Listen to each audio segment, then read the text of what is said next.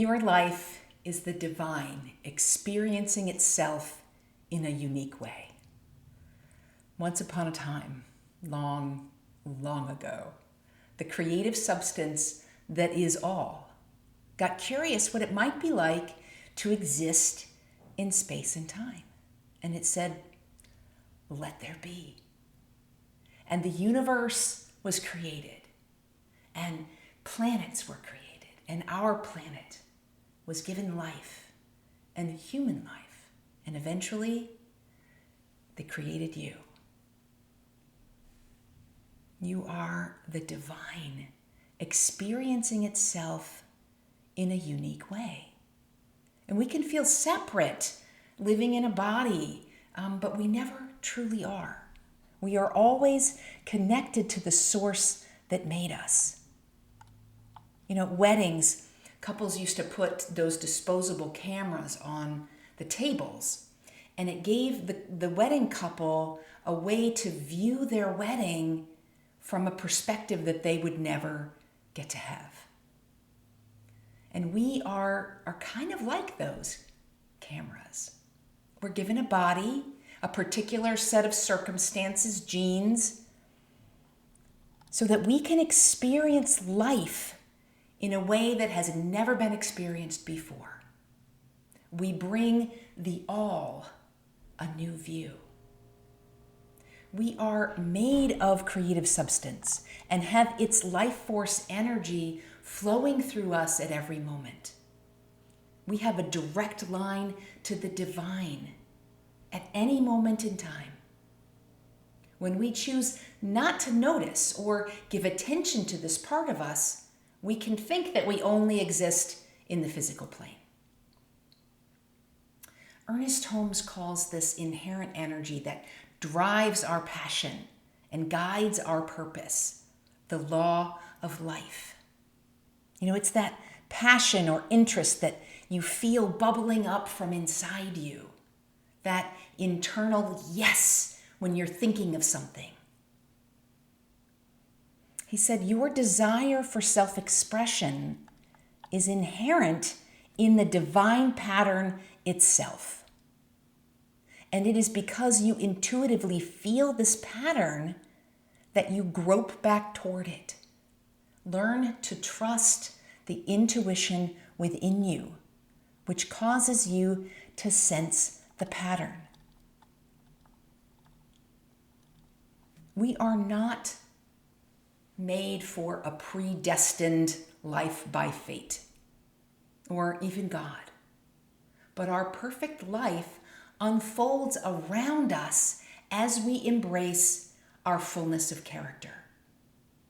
My husband and son Ian like to play video games, and man, the games these days, they're so detailed. Like you walk through a forest or you walk over a stone bridge and it looks so real. But the thing is, the detail only happens as you get closer. And a lot of times the games now have where you can kind of go off into the forest where you're not even on a path that directs you. And things look, kind of blurry until you get closer, and then they render and become the trees or the rocks, whatever they are, and they become very detailed and clear. So what we call the real world, when you pay attention to something, you make a decision and you take a step towards it, the world forms around that action, just like the video game. It renders into experience. It becomes reality. And it changes. Jim and I had a dream, 2020. We wanted 3 to 5 acres away from the city, outside of Portland. And as we started looking and spending more time with visualization and what we really wanted, that dream grew. And we found our perfect home over 3 years ago, and we're on 13 acres of beautiful old growth forest, and in an incredibly crafted lodge-like home, and it's the perfect fit for us. And that dream achieved. But that dream is never going to be finished. Your life, while you're breathing, is always going to evolve. And so that first year, I really wanted to find ways to share it, to bring people here, to experience the beauty of this place. And that first year, we created a fire pit gathering area. We built trails on the property in the old growth. We had a party with live music and 80 people. And again, dream achieved. We had all these people here to see our forest and our home. But that dream kept coming. The next year, we decided to open our property up for camping. It's called Hip Camp, and it's like Airbnb, but camping. So it's camping on people's private property. And so we built some spots for Hip Camp on there, and we had a plant biologist come and do a week-long retreat here where they were camping and looking at using our forest as the guide for their plant biology. We had a survivalist retreat here where people learned how to survive in the snow. We had a nature TV program that filmed an episode in our forest. And then last fall, we had a woman come find me in Hip Camp and ask if we could have her wedding on our property. And that expanded the dream even more. So we built an amphitheater in the forest so that they could have a beautiful wedding in this old growth forest. And in that process, I realized, and Jim realized, that we, the two of us, and our help from our son, weren't going to be able to do all the things to get this ready. And we opened our home up to World Packers, it's an organization that you have work exchange, young people, mostly young people. And they come and they live in our house in a room, and I feed them dinner, and they work 25 hours a week. And they get to experience life in the forest and what we do. And it's just been an amazing exchange. We've gotten so many things done on our property, and it's been such a wonderful learning experience from meeting from people from all over the world have come. We've had 2 people from India, 2 people from Mexico, Sweden, France, Denmark, just all over the place. And it's been such a wonderful exchange of friendship and, permanent family connection, which is what I wanted. I want to bring people here and have them feel at home. So the dream expands as it's co-created as you live it. That dream just keeps growing. What can I do now? What's it going to be like now? What's the next impulse that we receive? And the world creates around us, around our actions, but fit to who we are. We don't know the steps, all the steps. I had no idea that this is what I was going to be doing. Or, we don't have as big a picture as the divine has. We can, however, get guidance on what's next and the direction that inspires us most. Our thoughts are not just ideas, but they are creative forces that shape our reality. The creative substance of the universe co-creates with us by responding to our thoughts and emotions, where we are focusing our attention with feeling. And we act as a mirror. Our experience is a reflection of what we've been thinking and feeling. And if we want to change the experience around us, we have to change what we're focusing on. Are we spending more time on the problems or the solutions to what we actually want? I've been watching a lot of YouTube lately for research, and I'll tell you about that in a bit. But I noticed when I watched a video that had kind of a dark or negative feel, the the videos that are like, this is what's wrong with the world, that the algorithm would give me more of the same. That the choices that would pop up as options that you might want to watch this next, they all had that same kind of dark feel to them. So the divine is noticing where you focus your attention.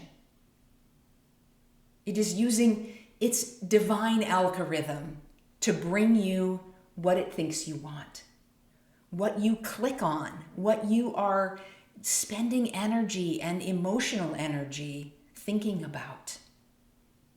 That's what it's going to bring you more of. So I went down this rabbit hole of YouTube for a little while, and I finally noticed how my body was feeling tired and constricted, and I realized I was experiencing, my shoulders were kind of lifted up and tight.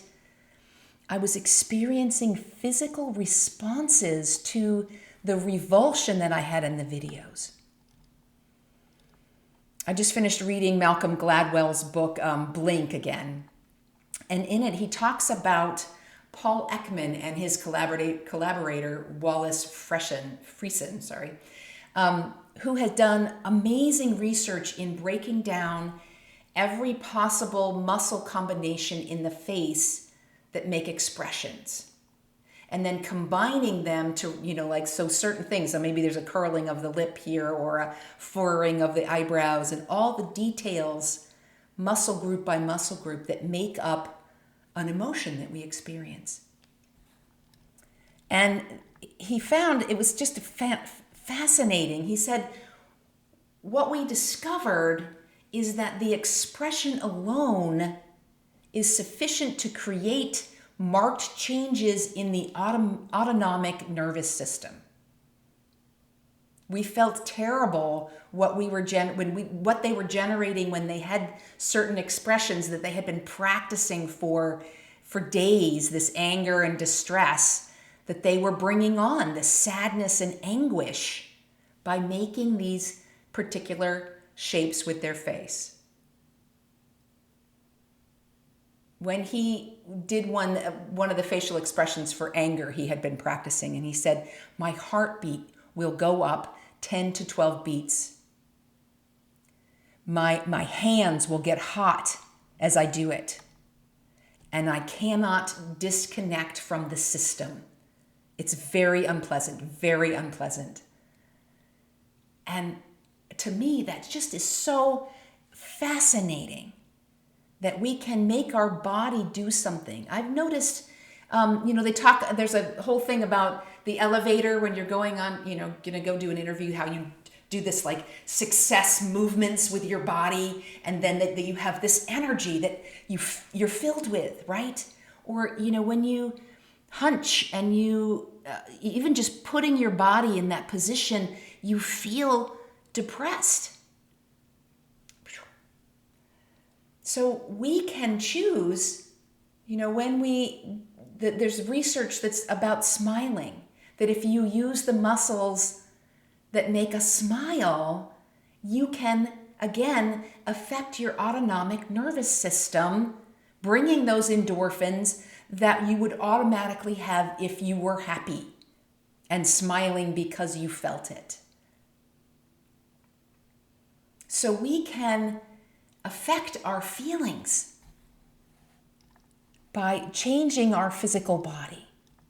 And of course, the opposite is true too. We can affect our physical body by starting with our mind thinking.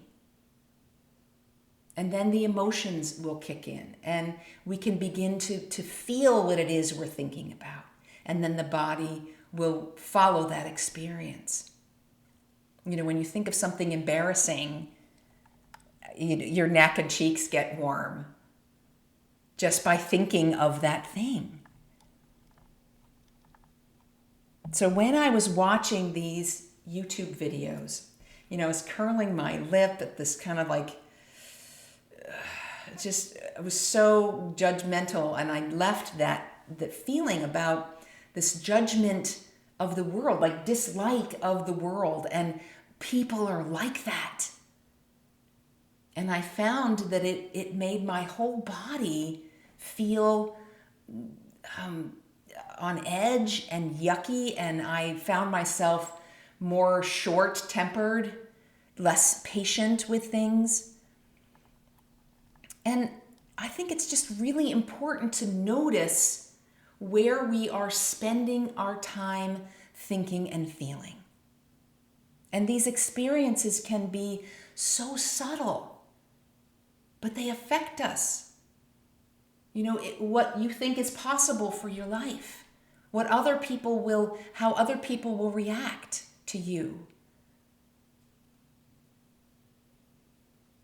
So, maybe it seems like that TV show that you like to watch at night is, it's kind of funny and fun, but it might have a darker underlying experience that you might want to notice. When we change the desires that we are sending to the divine, what it thinks we want, by spending more time focusing on what we want, the joyful feelings of what it would be like to experience that outcome. And we can start with lovingly catching ourselves more quickly when we start to focus on our fears and what we don't want. Ernest Holmes, who is the founder of Science in Mind, the founder of what is now the Centers for Spiritual Living, he said, if you wish to be healed, you must expect to be made whole. If you wish freedom, you must no longer think bondage. Bondage and freedom are but two ways of using one law. If you spend all your time saying, I'm poor, I'm weak, I'm sick, I'm miserable and unhappy, you will attract poverty, weakness, sickness, and unhappiness. Use your intellect, imagination, and feeling for the purpose of seeing and sensing freedom instead of bondage, joy instead of unhappiness, plenty instead of want, health in place of disease. The very denial of your good keeps that good from you. Reversing this process will bring about the good you desire. It's also what we're here for. So I have recently gotten an internal desire, an urge to create a YouTube channel based on life at Marmon House, at our property. So we have, as I've said, 13 acres of old growth that we're working on permaculture projects, gardening projects. We have international young people come and do the work exchange. I cook everything from scratch, and including some more obscure things like making fresh noodles or kombucha or cheese or fermented pickles, things like that. And this dream started with wanting to share with our work exchange people, like what their projects looked like 6 months later. And I realized that a lot of people might be interested in this, and that it really felt like a calling for me. And I'm also at that super scary beginning aspect of things. I don't know how to make videos with interesting camera angles and content that will draw people in to watch. And what I'm learning, or what I'm noticing, is that all I have to do is ask the universe for an answer. What's next? What should I do? What can I do to make this happen? What is it that I need to learn or do? And I put up a different work exchange project that someone can sign up for. And I have a man coming in January that has film experience. And he's going to help me, with the process of learning this. We can learn it together, making videos, putting them up. So we get resourced by the universe. So we have this idea, these inspirations that come from that higher source. And we have to trust that if we have this dream, that we will be resourced enough to create that dream. So as I said, I'm watching a lot of YouTube as part of that. What styles do people have? What do I find interesting when I watch it? Which people do I continually follow and want to watch more of their things? And at the beginning of these kinds of projects, when you're beginning to follow that urge or the desire, it's scary and it feels like a leap of faith. And there are those voices that come up and say, is this really my calling, or is this just my ego involved? Is this really the divine saying, let's make this in the world? When we have these voices of, no one's going to want to watch that. I don't have the skills to make that happen. We can catch ourselves and just be quicker to notice. And when I notice, I'm like, that's not true. I watch that stuff all the time. And I can shift back to the vision for me, back to the point of making it so that people can enjoy seeing what life is here, what life is like here, and learn some different techniques and unusual recipes. We are here to shine our unique light. This time of year, we're celebrating the return of the light, the birth of Jesus, who was born with a purpose to bring light to the world. He said, you will do these things and greater things still. He said, you are the light of the world. A town built on a hill cannot be hidden. Neither do you light a lamp and put it under a basket. Instead, you put it on a stand, and it gives light to everyone in the house. In that same way, let your light so shine before others that they may see your good works and give glory to God in heaven. We are made uniquely to shine in a way that no one else can.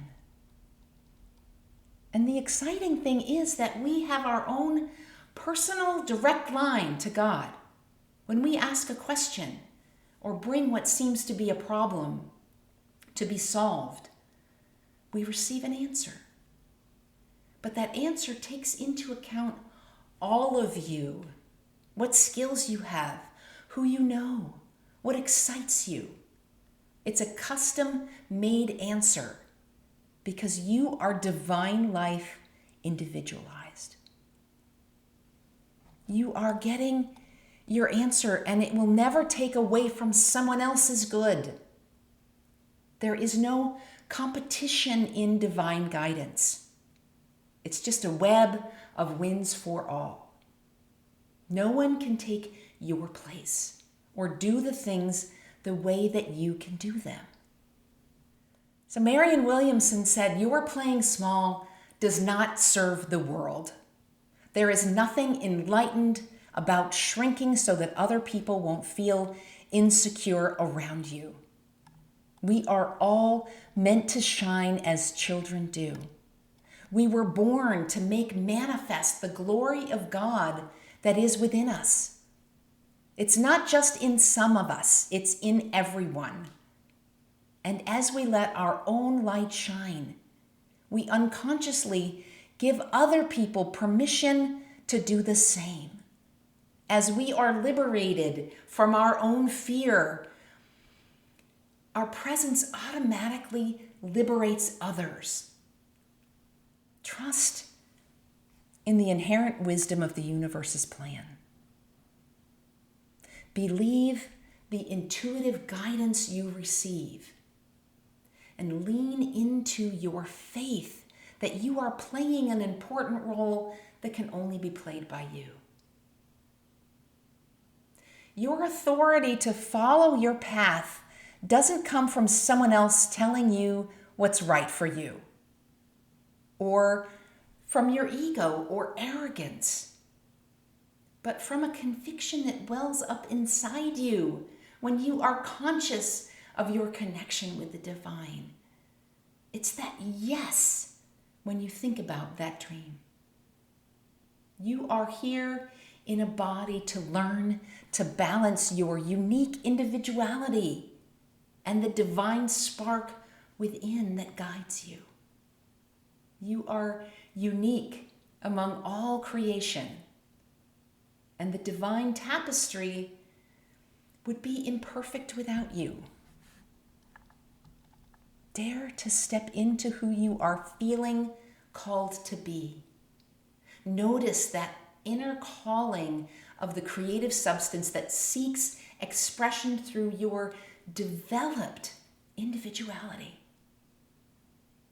We know that our thoughts and feelings direct the divine in what we co-create. And I invite you to spend more time focusing on what you would love, what you want to create, and to get to know better the voice of the divine within you. You are made out of the creative substance of the universe, born with a unique combination of experiences and skills to bring the light of the divine to the world in a way that only you can bring. Let that inner voice help you turn your fear into faith, your confusion into knowing, your stress into peace, by listening to its guidance and bravely stepping into who you were born to be. Poet laureate Amanda Gorman said, "We are born to light the wick of the earth." Blessings.